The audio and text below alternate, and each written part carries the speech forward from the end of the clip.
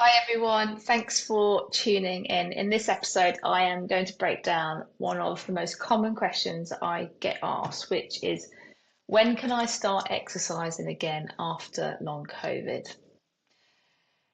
For those who once had a daily routine of training and exercising, it's no surprise that returning to movement is a top priority. They miss feeling strong and athletic and empowered, right, by exercise. And it's how they filled their cup up, including myself. However, in the world of long COVID and chronic fatigue syndrome and chronic illness, exercise can actually almost feel like a forbidden word. And with good reason, right? Getting it wrong can have serious consequences. If the level of movement is inappropriate for your stage of recovery, it can set you back significantly. And movement should always be relative to your health status, your stage of recovery. So, for example, if you're in the acute stage of a post-viral condition, then deliberate movement is absolutely the wrong thing to do. Rest should be the number one priority. As some healing space is created, it's possible to reintroduce gentle, controlled strength and mobility exercises. These need to be the right type of movements and with the right dosage that should be carefully monitored. And it's easy to get this wrong. You might think you're doing very little, but even then the volume and intensity might be too much. And because navigating movement during recovery is so challenging, I created the Baseline Club where I offer members the exact deliberate movement program I used for myself. It's the only program you need during recovery as it progresses along with you. And I also produced a video course called the Baseline Formula, which teaches the principles of safely establishing and progressing your movement baseline.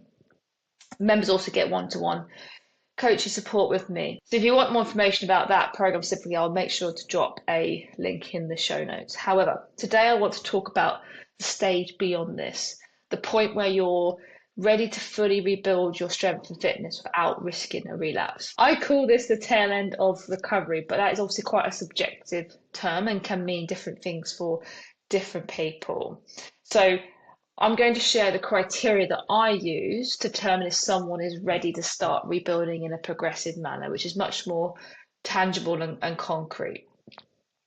And when I say progressive, it's still not exactly like a general population progressive overload type format. And I'll probably go into more detail about what I mean by that in another episode. But I often receive inquiries from people eager to start my 90-day rebound method, which is purposely by application only, because inside the application are qualifying questions which help me assess whether they're at the right stage of recovery to tolerate a progressive strength and conditioning program, even if it's more gradual than something like a typical plan off the shelf. And quite often I have to advise them to start with the Baseline Club, even if it's just temporarily for a month or two.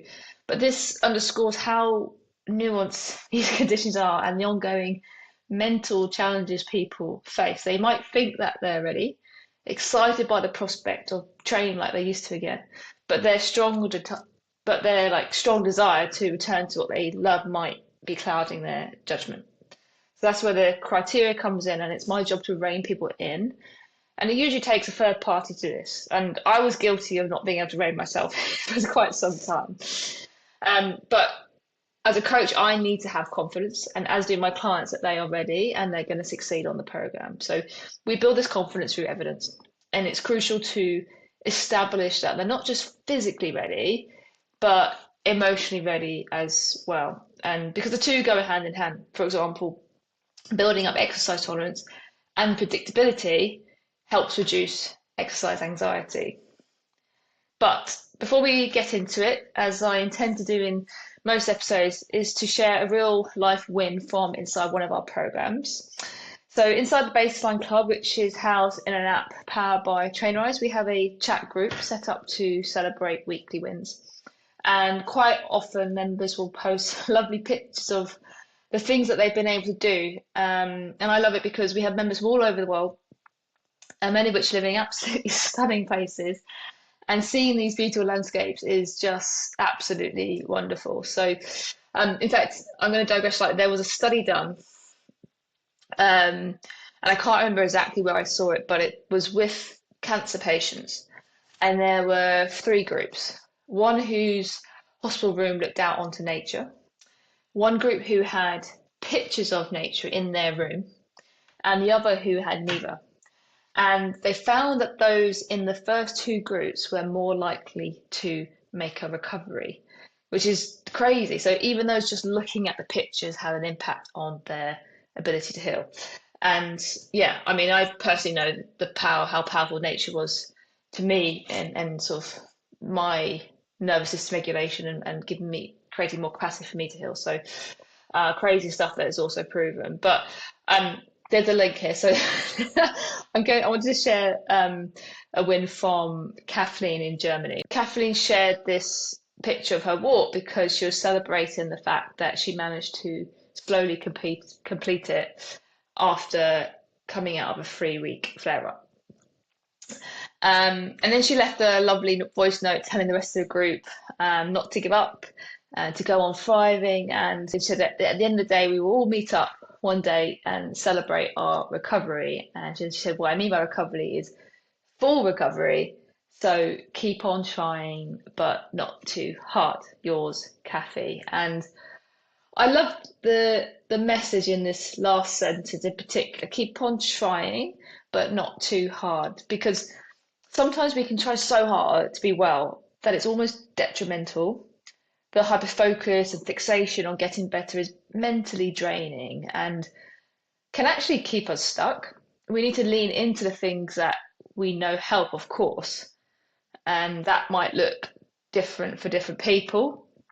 But having a level of detachment and letting go of any expectations of the outcomes related to those things can be a really useful tactic, especially if we've kind of been in this kind of like hamster wheel of trying various things and being really hopeful that stuff's going to work. Kath, if you're watching, I want to thank you for sharing that pearl of wisdom.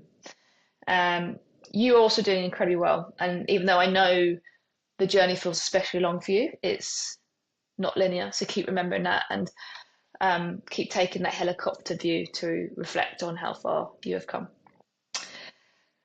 Right, so without further ado, let's get into the detail of today's topic.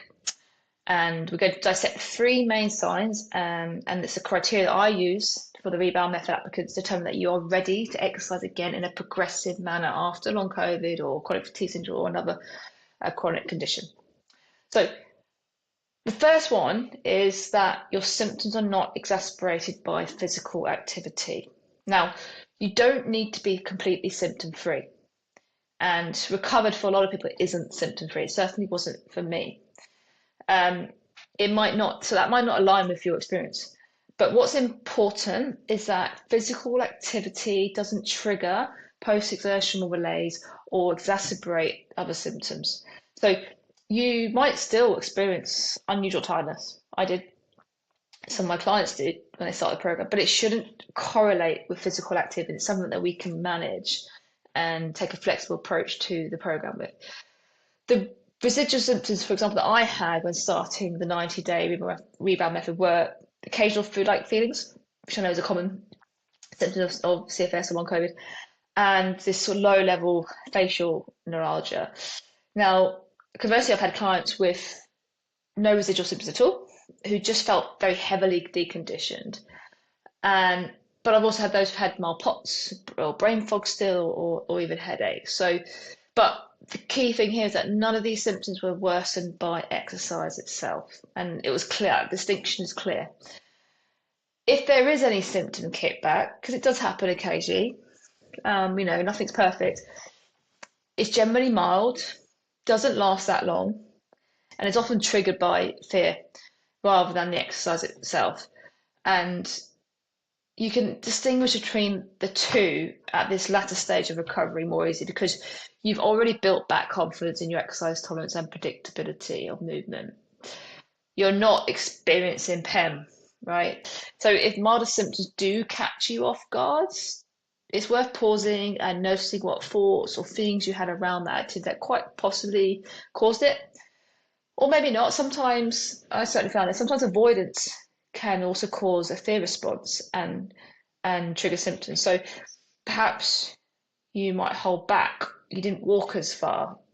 You didn't complete the reps that you may be supposed to do in a workout, even though you were feeling absolutely fine.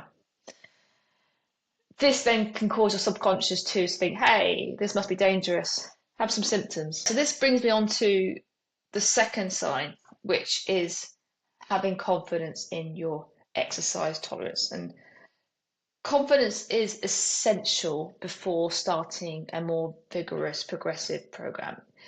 It ensures that the fear doesn't derail you and indicates that you've built back your mitochondrial function. And ideally, this confidence is gained through a variety of movement modalities. So things like walking without overthinking it or having to think about it, that is a really good sign that your tolerance is up. Engaging in joyful movement, like dancing, also is a great way to build back confidence. And then also following a gentle, deliberate movement program like that which is inside the baseline club. Then you're going to progressively increase such activities as you heal further, such as walking more until you don't even have to think about it.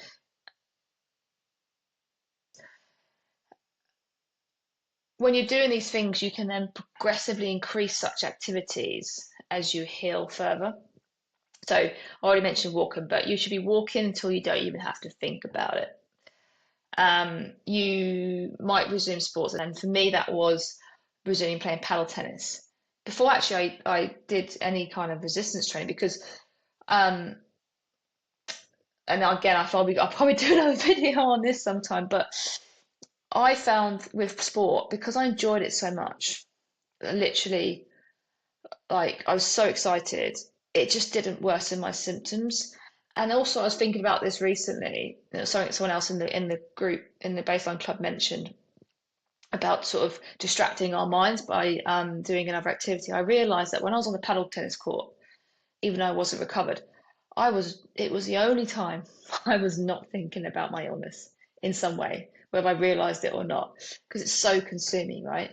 So that distraction, and when you're playing sport, especially something like paddle tennis, which you're always having to focus because the ball's always coming back, like you don't have time or capacity to think about something else. And I now wonder if that actually was really helpful to build back my exercise tolerance as well.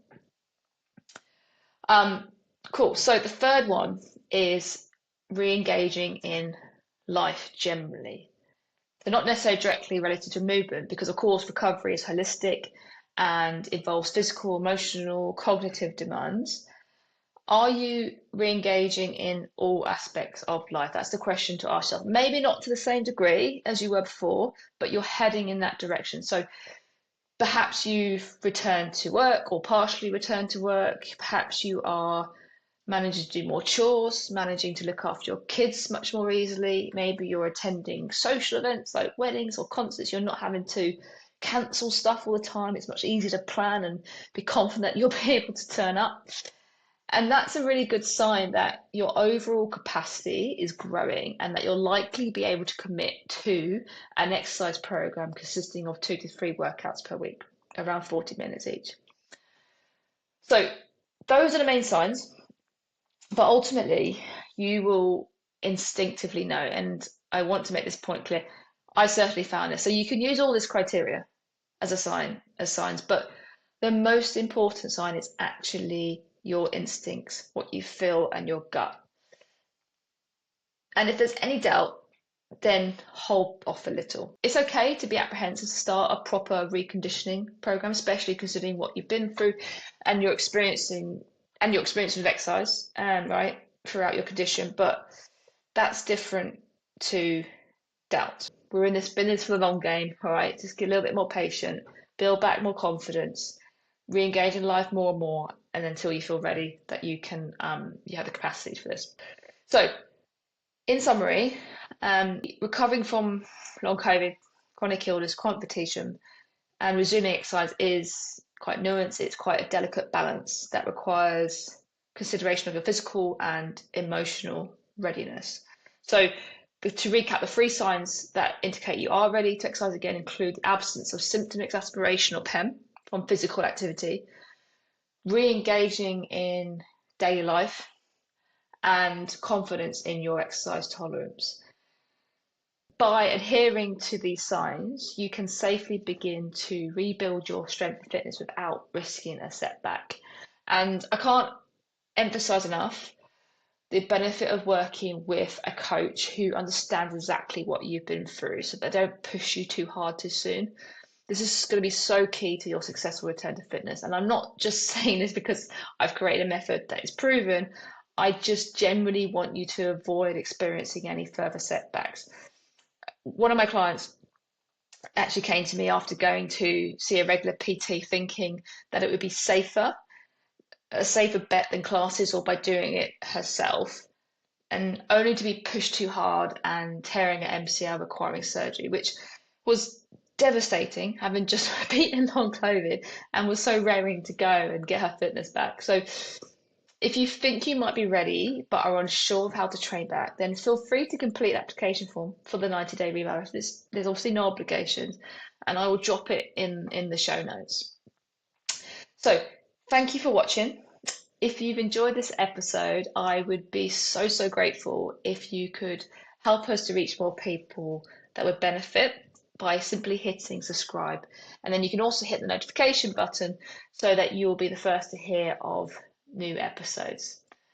Lastly, if you have a story or expertise to share and would like to record an episode, I would love to hear from you. So please reach out via my Instagram or website.